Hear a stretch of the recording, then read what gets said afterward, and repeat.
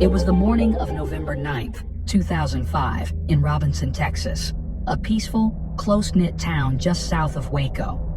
But on this particular day, tranquility shattered with a single phone call. A woman, her voice panicked and urgent, dialed 911 to report that something horrific had taken place inside her home. The details were unclear, but the tone said everything. Something was very wrong. That single call would open the door to a tragic tale that left a tight community reeling, a family devastated, and the public stunned by what was soon to emerge.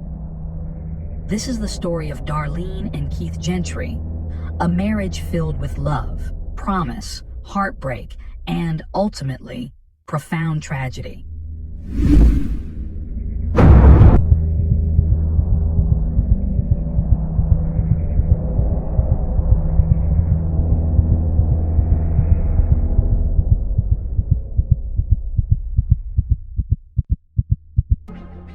Darlene Dos Castillo was born on November 2nd, 1974, the middle child of 3 daughters in a devoted family. From the beginning, those around her saw a spark. Relatives and friends remembered her as radiant, disciplined, and full of life. A girl who was not only beautiful on the outside, but warm-hearted and deeply ambitious. Growing up in Central Texas, Darlene quickly became a local favorite, known for her dazzling smile, her blonde hair, and her natural ability to connect with others.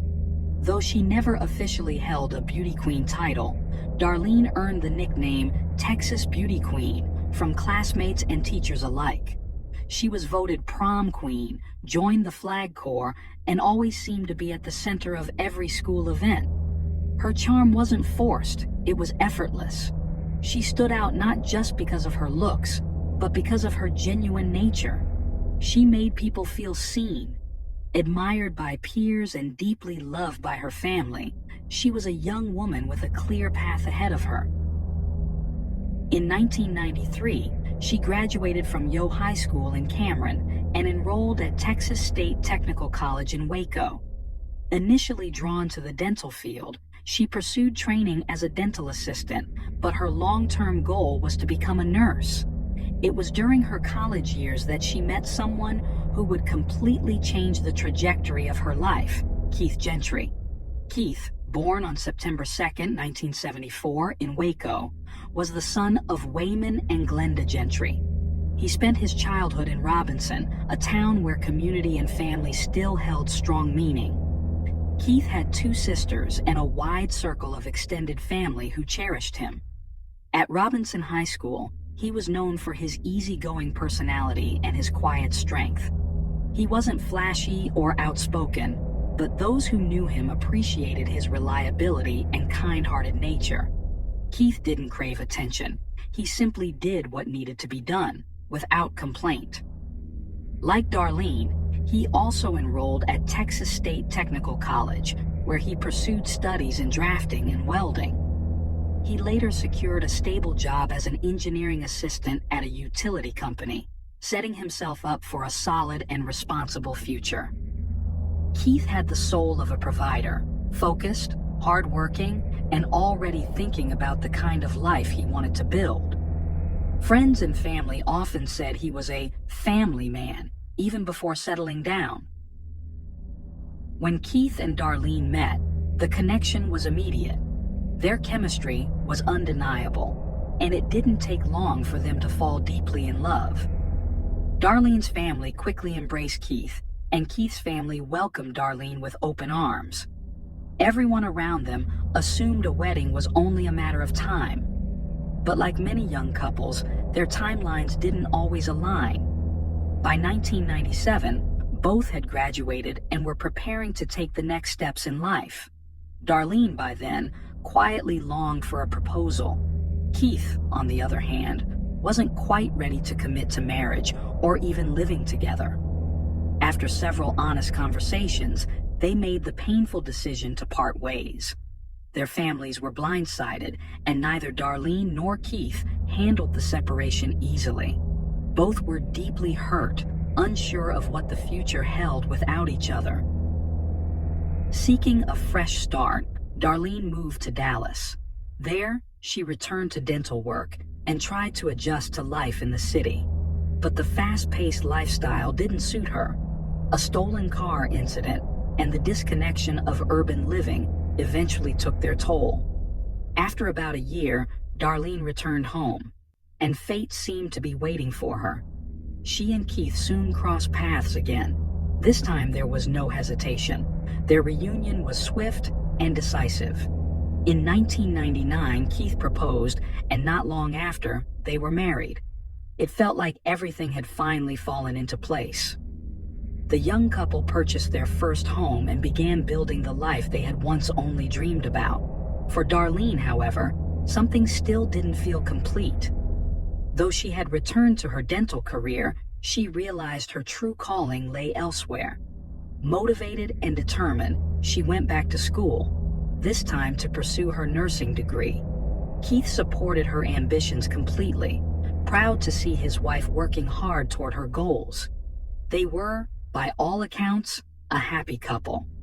They laughed often, shared responsibilities, and embraced their roles as partners in life.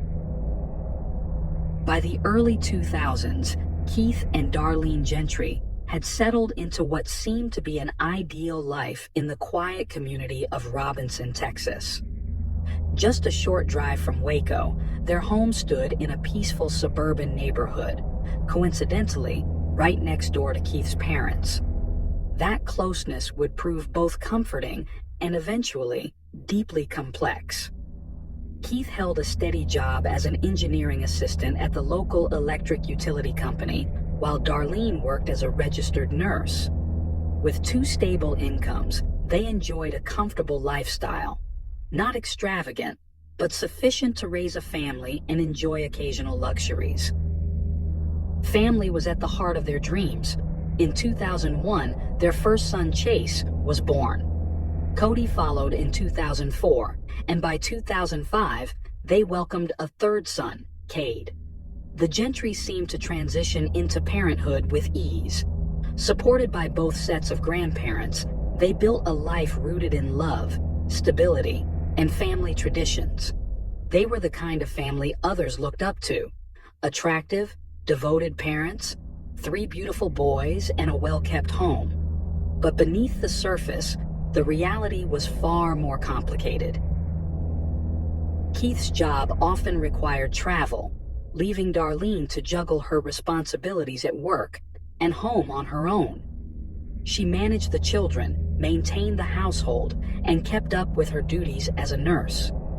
However, even when Keith was home, the balance of responsibilities didn't shift much. He was often drained from his travels and sought rest rather than jumping into the chaos of parenting. Recognizing the strain it was placing on his marriage and home life, Keith eventually made the decision to leave his better-paying, travel-heavy job for a lower-paid desk position that would keep him closer to home. It was a move made out of love and practicality, but it came at a cost. The reduction in income strained their finances, and Keith began to feel trapped in a job he found dull and unfulfilling. He missed the challenge and momentum of his previous role. Frustration took hold. Meanwhile, Darlene's spending habits reportedly didn't change. She maintained a pristine home, hosted gatherings, and continued buying things they could no longer reasonably afford. Their arguments often centered around money. Keith believed she was careless with their finances. He grew resentful as more and more childcare responsibilities fell on him and his parents. Friends and relatives began noticing a change. The once happy couple now seemed tense. There were quiet complaints, subtle emotional distance, and mounting pressure. Still, there was no indication that either Keith or Darlene wanted a divorce. Keith, in particular, seemed determined to hold things together. But everything changed on the morning of November 9th, 2005. At exactly 6:11 a.m., a distressed Darlene called emergency services. Her voice trembled as she described a chilling scene. The back door of their home was wide open, and her husband, Keith, was lying in bed. covered in blood, barely breathing. She told the dispatcher that some of Keith's guns were missing and described how he was gurgling, with pink foam bubbling from his mouth. Darlene claimed she hadn't slept beside Keith that night. Their youngest son, just 18 months old at the time, had been restless. According to her, she had taken the toddler into a separate bedroom where their other two sons were sleeping and stayed there. To help them fall asleep, she said she played a movie and remained in the room until 6 a.m. when she awoke, discovered the back door open, and found her husband gravely wounded. Paramedics arrived at the Gentry residence shortly thereafter. Keith was still alive, but barely. He had been shot in the head and was completely unresponsive. The pink foam at his mouth, a sign of severe trauma, suggested that he was unlikely to recover. Emergency crews rushed him to Hillcrest Baptist Medical Center in Waco, where he was placed on life support. Despite the efforts of medical personnel, Keith Gentry never regained consciousness. 2 days later, on November 11th, 2005, he was pronounced dead. A homicide investigation was now underway. Detectives quickly turned their attention to the only other adult present in the home that night, Darlene. Her version of events became central to the case, and she was brought in for questioning almost immediately. Darlene told police that the evening of November 8th had begun uneventfully. She had gone out for dinner and drinks with friends, returning home around 8:30 p.m. But what she walked into, she said, was not a warm welcome. Keith, according to Darlene, was upset. He had discovered a restaurant receipt, evidence of yet another expenditure he viewed as reckless and irresponsible. Given their financial difficulties, it struck a nerve. The two argued, and Darlene said she left the house in frustration, driving around to cool off. When she returned later that night, she claimed she apologized and tried to move past the disagreement. Keith went to bed in the master bedroom, and Darlene stayed with their 3 sons in one of the other rooms. She insisted this was to help settle their youngest child, who had been fussy that night. She recalled waking briefly around 5:15 a.m. after hearing the dog bark, but thinking little of it, since their dog occasionally barked at nothing, she went back to sleep. Around 6 a.m., she said, she got out of bed, walked through the house, and went to wake Keith for work. When he didn't answer her, she entered the bedroom and found him lying in bed, unresponsive and bleeding. She also claimed to have noticed that the back door was wide open and that their locked gun cabinet had been tampered with, its contents gone.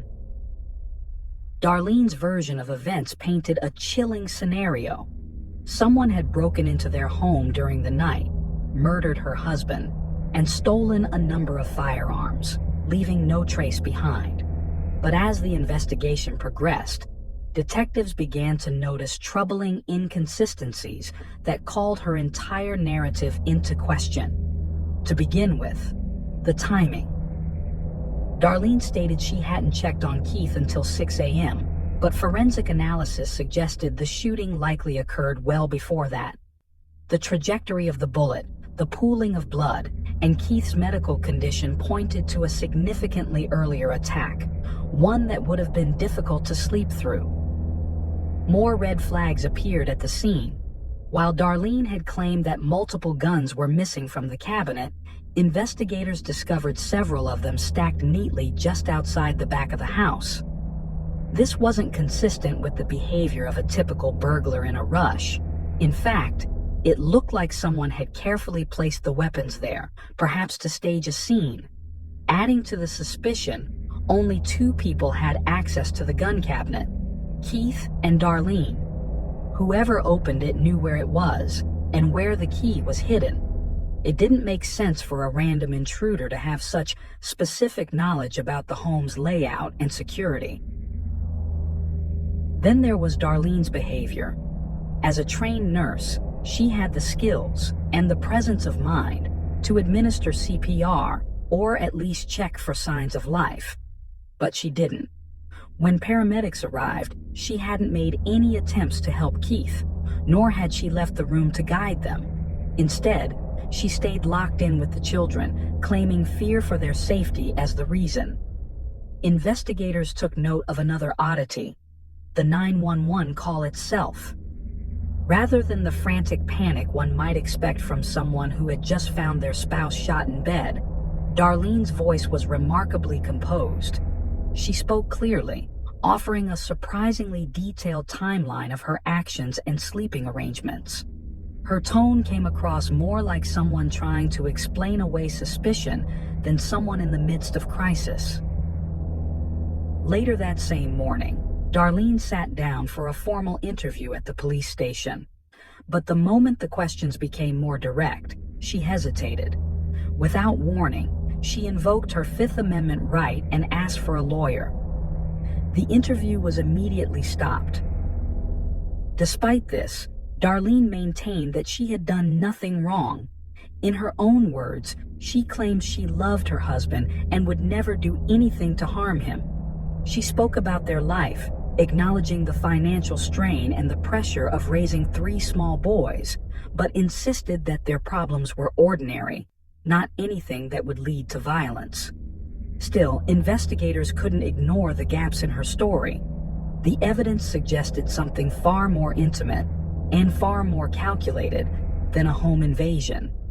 As detectives dug deeper, questions continued to mount. Who had the motive? Who had the access? And who had the opportunity? Though Darlene's voice cracked with emotion in her statements, at times tearful, at times confused, her words did little to shift suspicion away from her. She spoke of Keith's love for his boys. She insisted that she loved him too. Still, suspicion wasn't enough. Authorities needed hard evidence. With Darlene's consent, they searched the Gentry home again.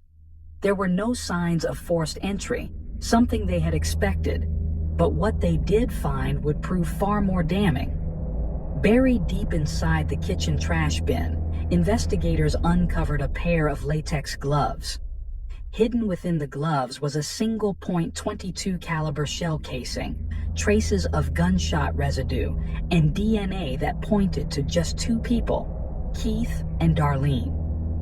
It was a major breakthrough. Then came a possible motive. Detectives learned that Keith had a life insurance policy valued between $500,000 and $750,000. For someone in financial distress, it was enough to raise serious questions about intent. 19 days after the shooting, on November 28, 2005, Darlene Gentry was arrested and charged with murder. But the arrest didn't last long. That same day, Keith's parents, who had stood loyally by her side, posted a $50,000 bond to secure her release. The Gentry family, including Keith's own parents, refused to believe Darlene could be capable of such a crime. They stood by her, unwavering in their support. To them, she was not just Keith's wife, but the mother of their grandchildren, someone they trusted and loved. But then, new and startling information emerged. Not long after her release on bail, Darlene contacted a local landowner and acquaintance, Robert Pavelka. She expressed interest in purchasing a rural piece of property near Axtell, Texas. The land featured a serene pond, and Darlene remarked that it reminded her of Keith's dream to take their sons fishing, a touching sentiment if it had ended there. But a few weeks later, Darlene called Pavelka with an unusual request. She asked if he could fill in the pond. The sudden change was jarring.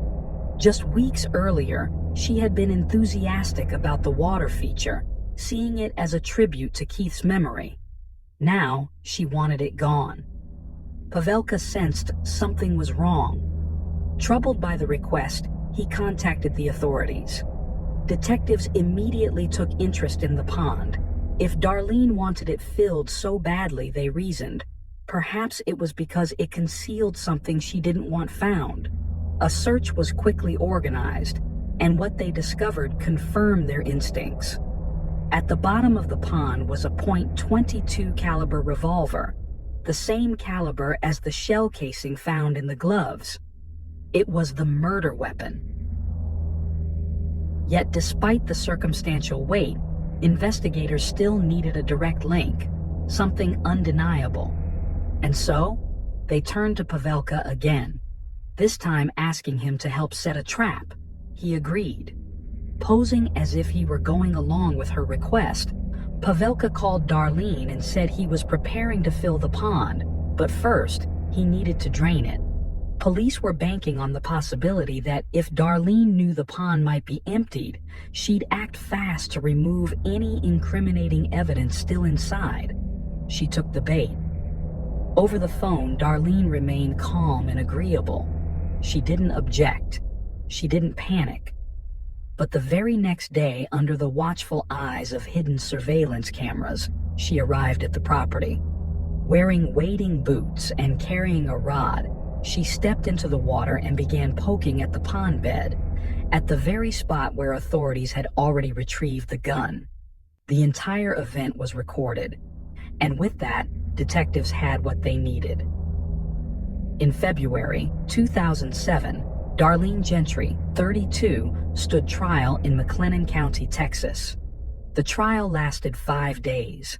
She faced a charge of first-degree murder for shooting her husband while he slept in their Robinson home. The prosecution's case centered on the surveillance video. Darlene in the pond, trying to recover the murder weapon days after it had already been seized. It was the moment that shattered her defense.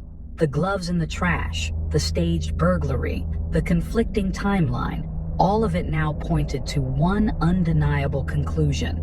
Her defense team chose not to call any witnesses during the trial's guilt-innocence phase. They relied instead on cross-examinations and procedural arguments, but the evidence was too strong to overcome. On February 8, 2007, the verdict was delivered, guilty of first-degree murder. Darlene Gentry was sentenced to 60 years in prison. The prosecution argued that her motive was both emotional and financial. She wanted out of her marriage, she wanted freedom, and she wanted the financial security that came with Keith's life insurance payout. In their final remarks to the jury, prosecutors warned against being swayed by appearances. Darlene is currently serving her sentence at the Dr. Lane Murray unit in Gatesville, Texas. In November 2017, the Texas Court of Criminal Appeals denied her request for a new trial. Her conviction remains intact. According to official records, she will be eligible for parole in February 2037. If parole is denied, she will serve her full sentence until February 2067. Darlene Gentry has always maintained her innocence, but the consequences of that November morning have reached far beyond her prison cell. In 2010, a judge granted permanent custody of Chase, Cody, and Cade to Keith's parents. A restraining order was issued, prohibiting Darlene from having any contact with her sons. According to court documents, she hasn't spoken to them since. Keith Gentry was a man defined by quiet strength, a devoted father, a loyal husband, and a hard-working provider. He chose family over ambition, stability over status. He left behind 3 young boys, a grieving family, and a legacy built on integrity and love. Though his life was tragically cut short, those who knew Keith remember him not for how he died, but for how he lived. His memory endures in the hearts of his family, his friends, and especially in the lives of the sons he loved more than anything.